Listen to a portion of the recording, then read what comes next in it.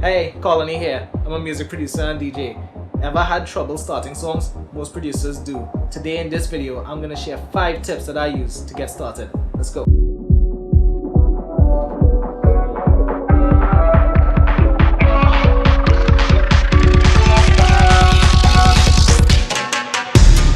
So these tips aren't structured in any real order but a personal one, so let's get started with tip number 1. Make your own template. I find it really helpful to develop your own personal template based on the synths that you use the most, the way you construct your tracks, and the effects that you use. So I'm going to be diving inside of Ableton to show you how I make my own template, the things I think about, and how to save it. This isn't something that's limited to Ableton. If you have another DAW, you can probably just save it as a random project and just open up that project and start new files from there. Anyway, let's dive into Ableton and make a template.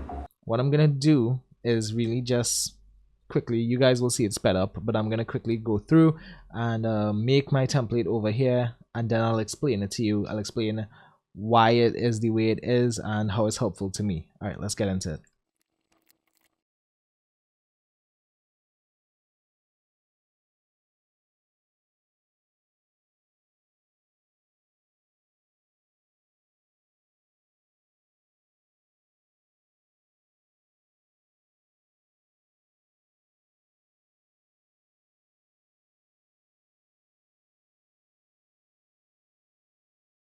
All right, cool.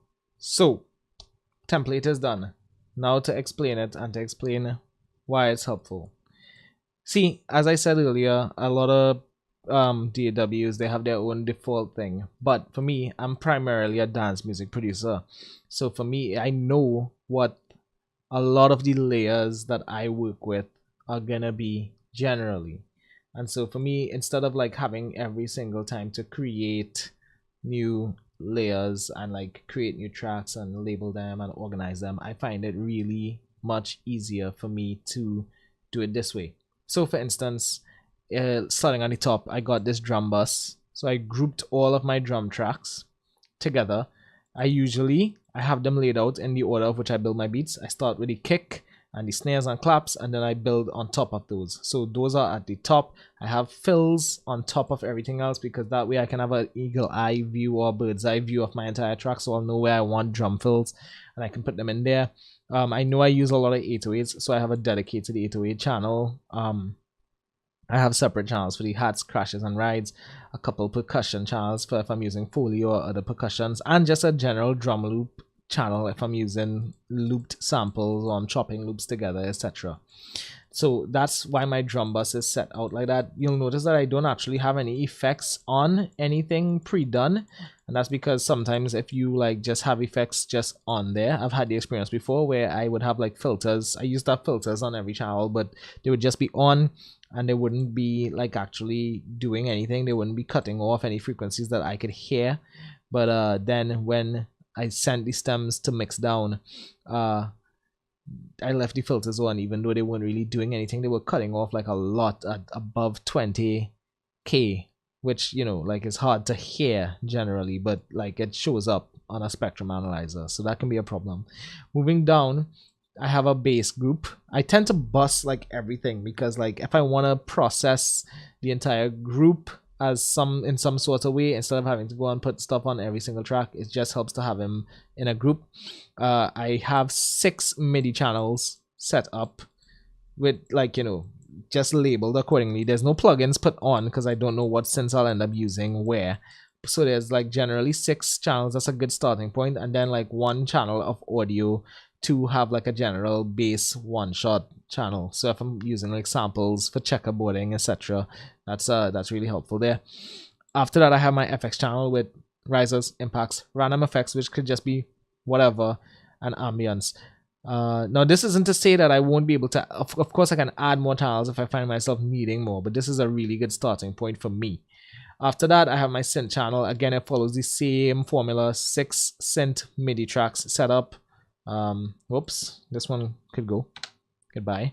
And then a one-shot synth channel of audio and a loop audio channel. Go down here to what was this? Yeah, this is labeled properly.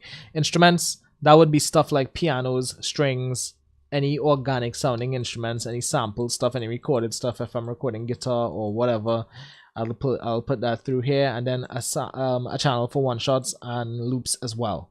And whoops, I should have labeled this, forgot that, Vox, right? So then we go down there, 6 vocal channels and a channel specifically for chants, like the the hey hey hey or whatever. Like I can put that there. And then finally, the final part of my template is this. I made like a custom reverb. So there's the stock reverb that Ableton puts, but I also created my own sort of verb. I call it Big Verb, and I initially developed that preset on my reverb for getting a Skrillex snare, like that really big sounding snare. If you send your snare to it, it sounds huge. And then I ended up realizing that it could go on pretty much everything or anything and make it sound huge, and I ended up just using it as part of my workflow.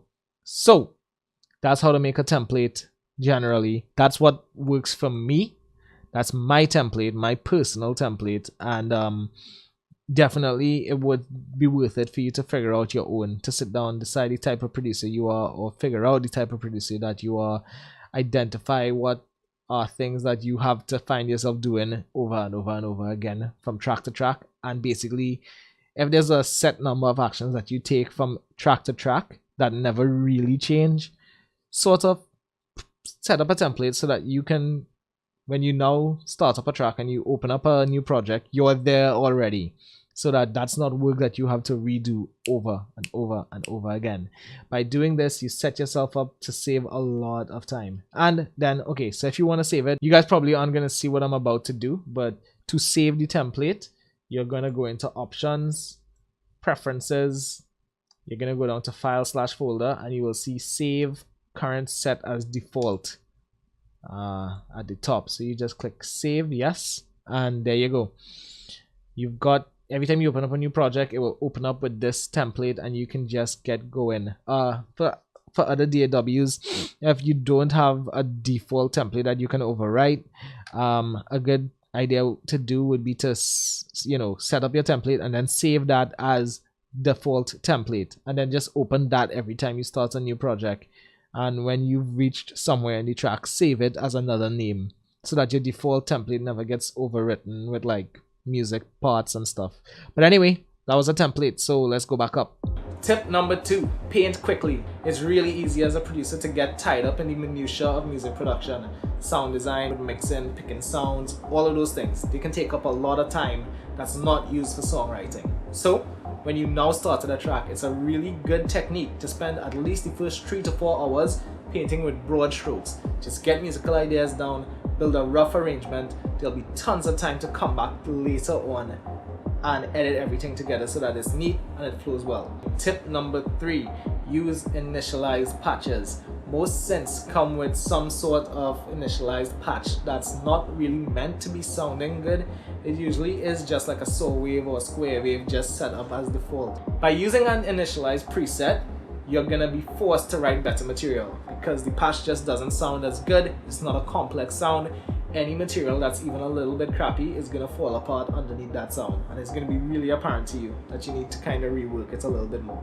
I was watching this video with Flux Pavilion doing the Against the Clock challenge, and it opened up my eyes to the fact that a lot of his sounds are really just simple tweaks on basic waveforms. Number 4, piece by piece. Before you get started in the studio, even when you're out of the studio, sit down and write down either on a notepad or on your phone a checklist of everything that needs to get done to write a basic arrangement.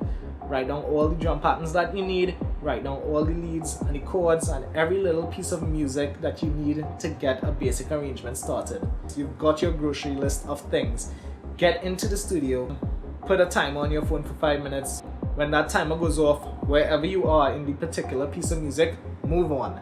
At the end of a couple hours of doing this, you would have gotten through your entire grocery list of tasks. And more importantly, at the very least, even if you don't have a full arrangement, you're gonna have a ton of raw material to work with. Alright, finally, number 5 is avoiding your habits. As producers, we all get stuck into habits at a certain point. Whether that's a certain genre, certain sound, certain techniques. This can either be getting stuck in a rut or you developing your sound. And there's no real one way to tell which it is, except I would say are you having fun in the studio? Yes, music production can sometimes be a job and it can be a little grueling, but fundamentally, you're making art, you should be having fun. If you notice yourself really just feeling drained from it, then maybe you're stuck in a rut and just relying on habits that have worked for you in the past. What you need to do is sit down with a couple songs that you last finished and look for patterns. Look for things that you're doing from song to song. It might be a technique, it might be a sound. Then you're going to be able to identify which of these are important and which of these are just things that you're relying on, and arbitrarily cross a couple of them out. This is an exercise. This is not something that's gotta be concrete. But when you do that and you go into the studio the next time, just try to not do those things. It'll help you be more engaged with the process, your mind will be challenged, and your brain loves a challenge. Okay, so that's it. 5 tips that I use to start new songs. Hope it was helpful. Give the video a like, drop a comment, let me know which of these tips was most helpful to you. Let me know how it worked out when you tried them. Let me know about some other tips that you might have or techniques that you use to get past that initial stage of dread. Let me know what sort of content you want, because I'm always on the lookout for it. I promise, I read everything. Subscribe, hit that notification bell. Also, follow me on my socials there in the description, and I do a Twitch show Mondays, Wednesdays, and Sundays at 8 p.m. AST. That link is in the description as well. I do music production live on stream, as well as give feedback on your tunes, and feedback is one of the most important ways to improve. Keep making music, and I'll see you soon. Peace.